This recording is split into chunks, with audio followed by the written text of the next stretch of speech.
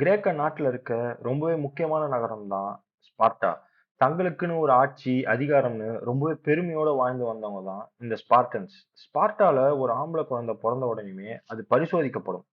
அந்த குழந்தை நோய்வாய்ப்பட்டதாவோ, இல்ல ஊனமுற்றதாவோ இருந்தா, அத அப்பவே கொன்னுடுவாங்க. இப்படி பலவீனத்துக்கு இடமே இல்லாத ஸ்பார்ட்டால ஒருத்தன் போர் வீரன் ஆவறது சாதாரணமான விஷயம் இல்ல.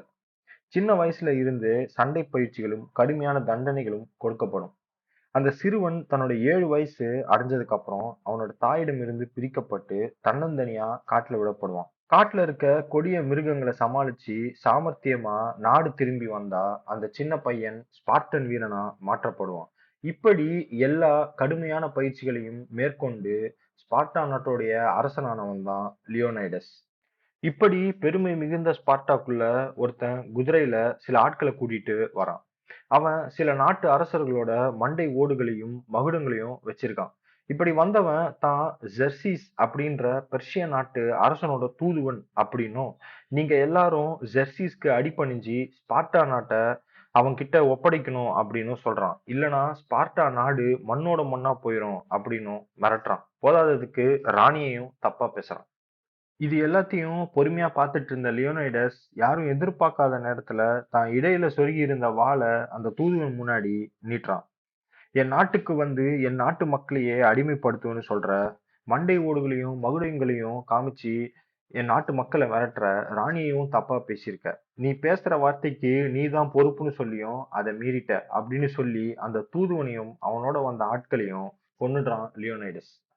இந்த சம்பவத்துக்கு அப்புறம் நடக்க போறத யூகிச்ச லியோனைடஸ் ஸ்பார்ட்டாவுடைய பெரியவர்கள் அப்படின்னு சொல்லப்படுறவங்க கிட்ட போருக்கு போறதுக்காக உத்தரவு கொடுக்க சொல்லி கேக்குறான். ஆனா அங்க இருந்தவங்க போருக்கு போகக்கூடாதுன்னு சொல்லிடுறாங்க.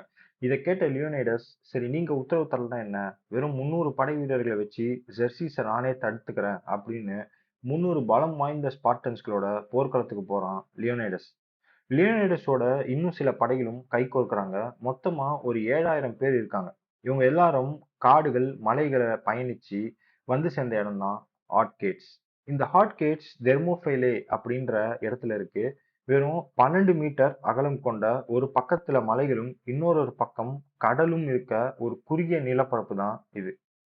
கிரேக்க நாட்டுக்குள்ள போறதுக்கு இது மட்டும்தான் ஒரே வழி. சோ இந்த இடத்துல லியோனைடஸும் அவனோடு வந்த மற்ற படை வீரர்களும் கூடாரம் அமைச்சு எதிரி நாட்டு படைக்காக காத்திருந்தாங்க. ரொம்பவே குறுகிய பாதை அப்படின்றதுனால ஜெர்சிஸால அவனோட முழு படையையும் அனுப்ப முடியல. ஒவ்வொரு வாட்டியும் 1000ல இருந்து 2000 பேர் கொண்ட படைய அனுப்பிட்டு இருந்தான்.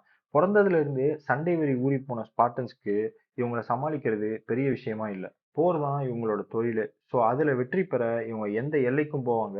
எவ்வளவு பெரிய படையும் சமாளிக்கிற பலம் இவங்க கிட்ட இருந்தது. முதல்ல ஜெர்சிஸ் அனுப்புன சில ஆட்களை கொன்னு அவங்கள மலை மாதிரி கூச்சி வைக்கிறாங்க. இப்படி அடுத்தடுத்து வந்த படைப்பிரிவுகள் எல்லாத்தையும் துவச்சி துவம்சமாக்குறாங்க ஸ்பார்டன்ஸ். பெர்ஷியா நாட்டு சைடுல பெரிய உயிர் சேதாரம் ஏற்படுது. ஆனா ஸ்பார்டன்ஸ் பக்கம் ஒரு சில வீரர்கள் மட்டும்தான் இறந்து போயிருக்காங்க. அடுத்து ஜெர்சிஸ் பல லட்சக்கணக்கான அம்புகளை ஸ்பார்டன்ஸ் மேல ஏவுறான். அதையும் சாதாரணமா சமாளிக்கிறாங்க ஸ்பார்டன்ஸ். அதுக்கப்புறம் குதிரைப்படை இவங்களை நோக்கி வருது. அதையும் ஈவு இறக்கமே இல்லாம காலி பண்றாங்க ஸ்பார்டன்ஸ். இப்படியே இந்த போர் 2 நாளா நடந்துட்டு இருக்கு. பெர்ஷிய படைக்கு பெரிய இழப்பு ஏற்படுது. ஜெர்சிஸ் கொஞ்சம் கொஞ்சமா பொறுமை இழக்க ஆரம்பிக்கிறான்.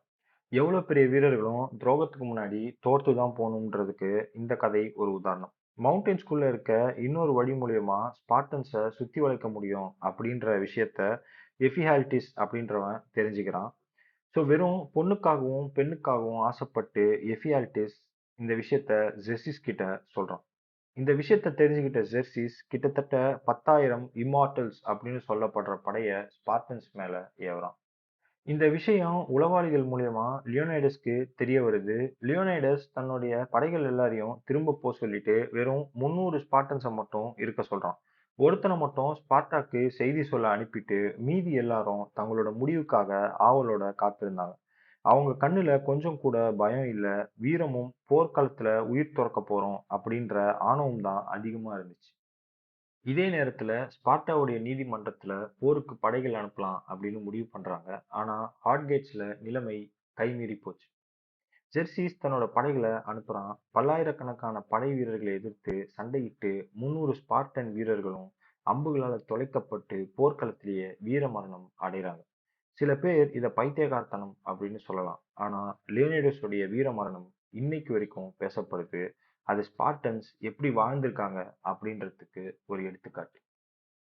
லியோனைடஸ் அப்புறம் 300 ஸ்பார்டன்ஸ் உடைய உயிர் தியாகம் பற்றின கதை ஸ்பார்ட்டா நாடு ஃபுல்லா பரவுது.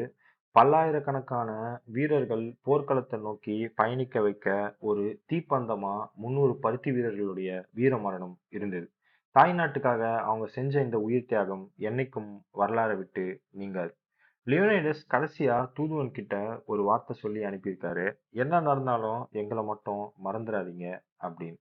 இந்த ஒரு வார்த்தை தான் பல்லாயிரக்கணக்கான ஸ்பார்டன்ஸ் வீரர்களுக்கு புத்துணர்ச்சியை கொடுத்து ஜெர்சிஸ்க்கு எதிரா அவங்கள சண்டை செய்ய தூண்டியிருக்கு. இதுதான் கைஸ் ஸ்பார்டன்ஸுடைய வீர வரலாறு. இதுக்கப்புறம் என்ன நடந்தது அப்படின்னு தெரிஞ்சுக்கணும்னா கமெண்ட் பண்ணுங்க. அதை பத்தி டிஸ்கஸ் பண்ணலாம். இந்த வீடியோ பிடிச்சிருந்து அப்படின்னா லைக் பண்ணுங்க, கமெண்ட் பண்ணுங்க, சேனலை சப்ஸ்கிரைப் பண்ணுங்க. இன்னொரு இன்ட்ரெஸ்டிங்கான வீடியோ உங்களை சந்திக்கிறேன். அது வரைக்கும் பாய் பாய்.